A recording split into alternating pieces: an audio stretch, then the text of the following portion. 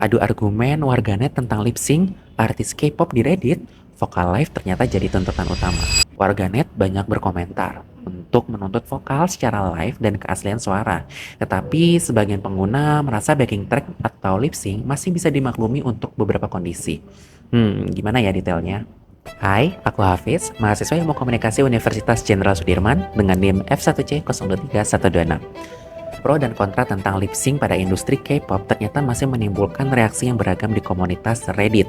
Sebanyak 1.117 komentar yang telah dikumpulkan, sebanyak 1.027 komentar valid untuk dianalisis setelah mengeliminasi akun bot, komentar yang dihapus, dan entry tanpa isi.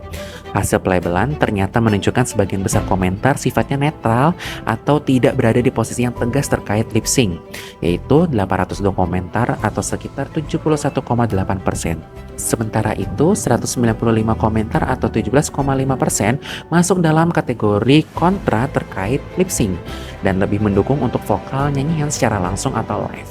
Hanya sekitar 30 komentar atau 2,7% yang secara jelas memaklumi adanya lip sync.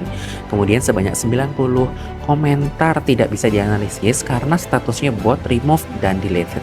Nah, pada penelitian ini, label sentimen positif, negatif, dan netral tidak mengarah pada emosi umum penulis komentar. Label tersebut memperlihatkan sikap terhadap lip sync seperti negatif, yang artinya menolak adanya lip sync atau mendukung bernyanyi secara langsung. Kemudian positif, yang artinya memaklumi lip sync untuk kondisi-kondisi tertentu, sedangkan netral yang artinya tidak jelas. Kelompok yang menolak adanya lip sync kebanyakan mengungkapkan keinginannya untuk mendengarkan suara asli idolnya. Sebanyak 52 komentar kontra menyoroti preferensi terhadap bernyanyi secara langsung. Alasan lainnya adalah kritik seperti prarekaman, autotune, dan penampilan yang disebut-sebut live, tetapi ternyata terlalu banyak diedit suaranya. Sebagian warganet juga merasa nilai konser menjadi berkurang apabila penonton tidak bisa mendengar suara asli artisnya ketika bernyanyi. Mereka beranggapan, konser yang berbayar seharusnya bisa memberikan pengalaman yang berbeda dari mendengarkan lagu versi studio.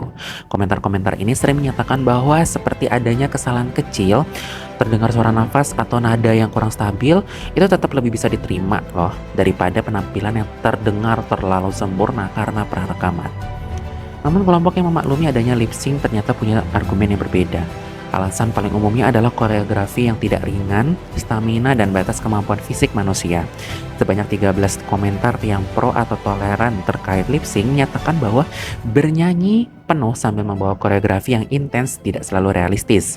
Sebanyak 11 komentar lainnya memaklumi pemakaian backing track atau prarekaman sebagai upaya jalan tengah, khususnya pada bagian lagu yang gerakannya berat, kondisi panggung yang sulit, atau jadwal aktivitas idol yang padat. Kebanyakan komentar membahas topik hubungan antara lip sync, vokal live, dan backing track dengan 402 komentar atau sekitar 39,1% dari seluruh komentar yang valid.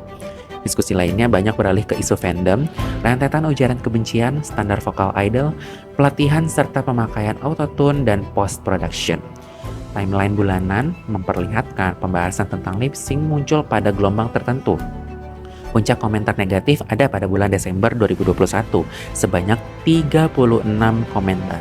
Sementara itu, komentar netral yang paling tinggi muncul pada bulan April 2025, sebanyak 91 komentar.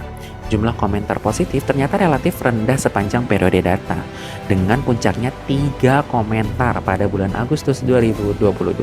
Hasil temuan ini artinya bahwa perdebatan tentang lip sync di kalangan penggemar K-pop tidak hanya tentang membandingkan kemampuan menari dan bernyanyi. Diskusi juga menyinggung tentang keaslian penampilan, nilai tiket konser, ekspektasi penggemar terhadap idol, tekanan industri, sampai-sampai perilaku klub penggemar dalam bereaksi kesalahan vokal. Meski begitu, hasil ini tidak bisa digeneralisasi sebagai perspektif semua penggemar K-pop. Data ini berasal dari komentar Reddit dan mayoritas pelabelan akhir memakai pola yang diukur dari 103 komentar yang sudah diberikan label secara manual. Oleh karena itu, hasil lebih tepat dibaca sebagai bayangan analisis adu argumen atau perdebatan dalam sampel komunitas Reddit. Gimana tanggapan kamu? Ada tanggapan? Sampai jumpa di video berikutnya.